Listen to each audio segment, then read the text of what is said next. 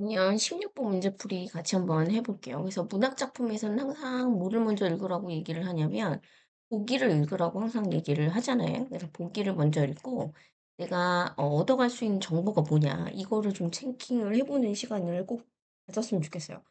그냥 읽는 것보다 보기를 읽고 작품을 접했을 때 우리가 가져갈 수 있는 내용이 많다. 이런 걸 반드시 생각을 하면서 일단 첫 번째 키워드는 사색하는 경험을 한다라는 거죠. 사색하는 경험. 그리고 가해의 화자는 도시 공간에서 마주한 초록에 사로잡혀 있는 사람이고요. 그러면 초록에 대한 생명력. 그러면 가의 내용이 벌써 '아 이거구나.' 하고 지금 내용이 잡혔죠. 뭐죠? 도시 공간에서 느껴지는 초록의 생명력에 대해서 이야기하고 있는 거야. 그지? 그리고 뭔가 느낌상 도시 공간과 초록이라는 이미지가 대비가 되는 것 같다. 이런 느낌을 우리가 생각을 해볼 수가 있죠. 자, 그다음에 나의 화자는 자신의 백발을 보면서 한탄. 현재의 처지를 한탄한다. 이게 나의 시의 가장 큰 줄거리 중에 하나고. 그다음에 또 하나, 젊은이에게 이거를 전달. 어떤 거를 젊은이에게 전달하고자 하는 바가 있구나. 그게 두 가지의 내용이구나. 이렇게 볼 수가 있는 거죠. 자, 그러면 가의 작품 미니 모의고사 있어요. 그래서 모의고사 분석으로 되어 있는 거 한 장 뒤로 넘기면 이쪽에 작품이 있습니다. 그래서 작품을 같이 보면서 한번 해보는 식으로 시간을 갖도록 해볼게요. 잠깐 초록이 본 마음이 돌아가지 않는다. 초록을 본 마음이라고 했어요. 자, 마음이 뭐하지 않는다. 초록에 붙잡힌 마음이, 그지? 뭐하지 않는다. 그래서 지금 초록을 본 마음이 돌아가지 않아. 초록에 붙잡힌 마음이 떨어지지 않아. 그럼 왜 그래? 초록의 마음을 사로잡혔기 때문에 그렇죠? 그지? 그래서 초록의 마음이 사로잡혔기 때문이다라고 적어주시면 되는 거고. 그러면 지금 키워드가 지금 보시면 문장의 표현상 특징 정리하는 건데, 지금 마음, 초록, 마음이라는 뭐가 반복이 되고 있어요? 그치? 시어의 반복이 있다라는 거 기억해 보시면 되는 거고. 그 다음에 뭐 하는 마음이 뭐 않는다. 뭐 하는 마음이 뭐 않는다라고 했으니까 문장 구조가 반복되고 있다. 이렇게 보시면 되는 거죠. 여리고 연하지만 불길처럼이라고 돼 있으니까 직유법 사용된 부분이 여기 있고, 그 다음에 이글이글 직유법. 이글이글 휘어지는 초록이요. 이글이글이니까 이글이글 의태어죠. 뭔가 타오르는 모양을 얘기를 하는 거거든요. 의태어. 그리고 의태어를 음성상징어라고 얘기하죠. 음성상징어. 휘어지는 초록. 그 다음에 솟구친다고 했으니까 초록이 자 위로 솟구치는 거죠. 이런 걸 우리가 상승적 이미지다. 이렇게 얘기해 볼 수 있죠. 그 다음에 온몸에 진액을 다 쏟아내는 초록. 여기 보시면 초록이라는 뭐 하는 초록이라는 유사한 문장 구조가 반복되고 있다. 라는 걸 알 수가 있고. 그러면 이거는 이글이글 솟구치고 다 쏟아내는 초록이니까 초록의 생명력을 표현한 구절이다. 우리가 이렇게 생각을 해볼 수가 있네요. 땅에 박힌 심지라고 얘기했어요. 근데 땅에 박혔어. 식물일 거 아니야, 초록이. 그러면 심지라는 건 땅에 박혀. 식물이 땅에 박히려면 뭐가 필요하죠? 그치? 뿌리지. 네, 뿌리가 필요한 거죠. 그래서 은유법이고요. 원관념은 뿌리입니다. 그래서 거기다가 적어주시면 되는 거고요. 자, 그럼 상승적 이미지 아까 뭐였어? 솟구치는, 그죠? 있었고. 그 다음 음성상징어에 해당하는 거, 그쵸? 이글이글 있었다. 이렇게 정리해 보시면 될 것 같고요. 저 초록 아래에는 얼마나 많은 잔뿌리들이 발끝이라고 얘기했으니까 무슨 법? 그치? 의인법이 있어.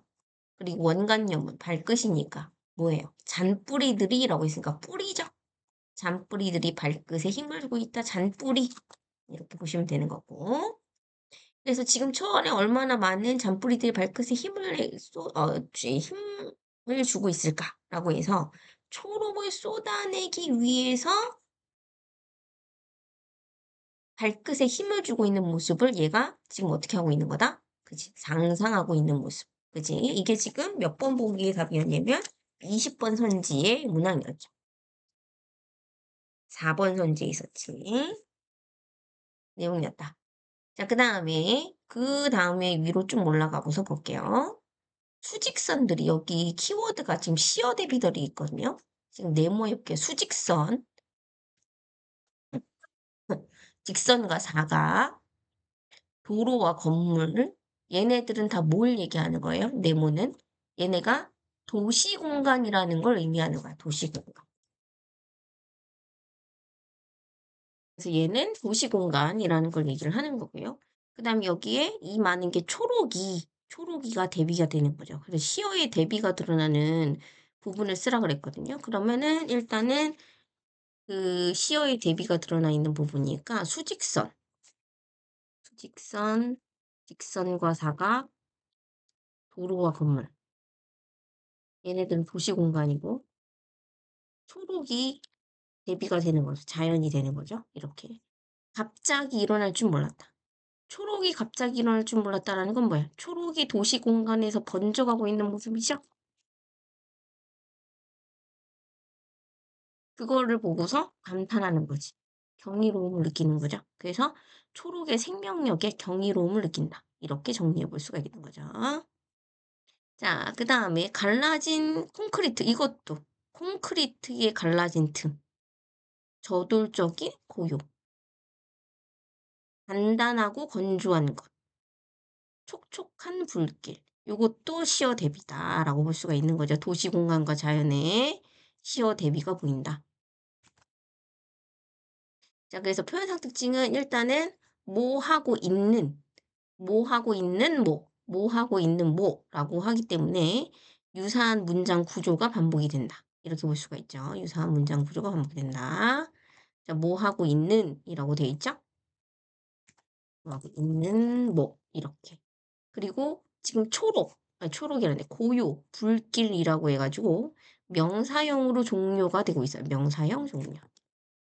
초록이랑 초록이란 초록이 입에 붙었어요. 고요와 불길로 마무리가 됐죠. 그래서 도시 공간에서도 자라나는 초록의 생명력에 대해서 이야기하고 있는 작품이다라고 이렇게 정리해 볼 수가 있는 거였고요. 그러니까 사실 고기 내용에서 얘기하고 있던 핵심적인 내용이 이 시의 핵심이었던 거예요. 그래서 그 보기를 좀 먼저 읽어봤으면 좋겠다라는 내용을 좀 먼저 얘기를 하는 거고요. 자, 그다음에 두합육가 보겠습니다. 어조는 감탄사예요. 자, 감탄사. 감탄사다. 내가 한 일이야. 무슨 일 하다 하고 여기서 하다가 두가 아니라 많다 이런 뜻이에요. 많다. 그래서 어떤 일을 많이 하느라고 그죠? 굳은이 다 빠지고 굳은이는 젊었을 때 다 빠지고는 늙어서 검던 털은 젊었을 때 희었네는 이제 늙었을 때 여기가 시어의 대비가 있죠. 여기 이 부분에 있다는 거. 소장불노력. 소장은 젊었을 때. 불노력. 아니할 뿔에 노력하지 않았다. 젊은 시절에는 노력하지 않았다. 이게 소장불노력의 뜻이에요. 젊은 시절에는 노력하지 않고. 도상비, 노대예. 노대가 늙어서 도. 자, 상비다. 상심과 슬픔뿐이다. 이런 뜻이에요. 상비가 상심과 슬픔뿐이거다. 늙어서 한탄하는 거죠. 상심과 슬픔뿐이다라는 거는 늙어서 한탄한다는 거예요. 늙은 처지를 한탄. 그리고 여기 일수에 대비되는 시어 찾는 거. 구둥이 다 빠지고 그다음에 검던 털, 희연 여기 찾으면 되죠. 그리고 셋, 넷, 다섯이라고 돼 있죠. 셋, 넷, 다섯, 열, 스물, 서른, 마흔 한 일 없이 쉰 예순이 넘어갔다. 구체적인 수치, 구체적인 나이를 제시했어요. 구체적인 수치, 나이를 언급해서 세월의 흐름 얘기를 하는 거죠. 허다서 못다 하고 그러니까 제대로 한 일이 없이 늙기만 한 거지. 그지?